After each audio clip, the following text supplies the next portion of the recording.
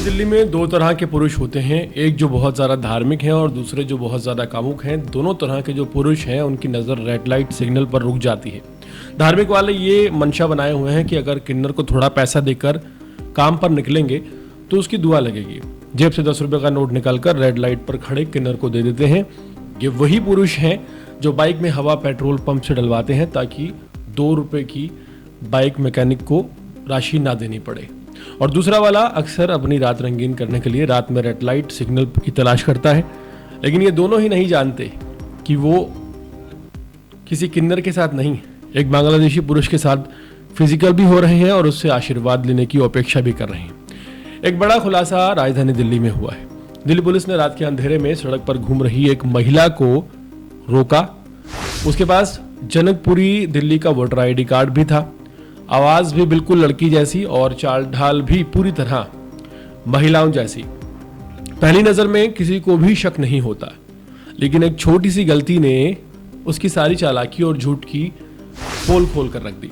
दरअसल वो असली महिला नहीं थी, वो बांग्लादेश के भोला जिला के अंडीपुरी गांव का रहने वाला मोहम्मद साजिब था। दिल्ली में वो लंबे समय से पक्का काम करवा कर रह रहा था। पहले उसने पुरुष से ट्रांसजेंडर का रूप लिया, फिर वो महिला बना। इसके बाद उसने धड़ाधड़ सारे कागजात, आधार कार्ड, वोटर आईडी कार्ड और दूसरे पहचान के फर्जी दस्तावेज बनवा लिए। दिल्ली में उसका रोज का काम ये था कि दिन में रेड लाइट पर गाड़ियों को रोकना, हाथ उठाकर आशीर्वाद देना और पैसे मांगना। लेकिन रात होते ही उसका पूरा रोल बदल जाता था। सभ्य भाषा में कहें तो वो रात में अनुचित और गलत तरीके से यौन गतिविधियों में शामिल पाया गया, जिसने पूरे इलाके में गलत माहौल बना रखा था। पुलिस को उसकी चाल बहुत दिनों से संदिग्ध लग रही थी। एक गलत जवाब और घबराहट ने एक बड़े रिएक्शन का दिल्ली पुलिस को संकेत दिया। जब उसकी गहराई से जांच की गई तो उसके फ़ोन और सोशल मीडिया से उसके बांग्लादेश से जुड़े होने के पुख्ता सबूत मिले। फ़ोन में वो तस्वीरें मिली जो बांग्लादेश की थी। आखिरकार वो पकड़ा गया और उसने खुद माना कि वो भारतीय नहीं है, बल्कि अवैध रूप से यहाँ पर रह रहा है, बांग्लादेशी नागरिक है। ये पूरी घटना इस बात का सबूत है कि चाहे पहचान कितनी भी बदल लो, सच ज़्यादा देर तक नहीं छिप सकता। दिल्ली पुलिस की सतर्कता ने एक बड़े अवैध प्रवासी नेटवर्क के हिस्से को पकड़कर बेनकाब तो कर दिया है, लेकिन सवाल ये है कि वोटर आईडी कार्ड तक नकली बनवा लिया गया।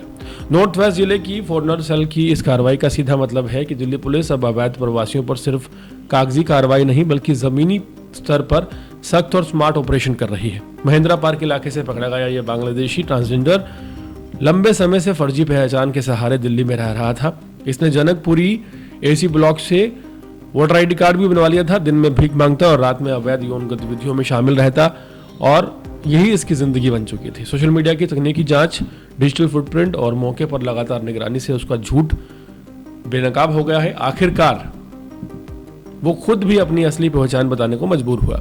उसके पास से मिला बांग्लादेशी पहचान पत्र और IMO जैसे प्रतिबंधित ऐप इसका साफ सबूत है कि वो भारत में गैर कानूनी तरीके से रह रहा था।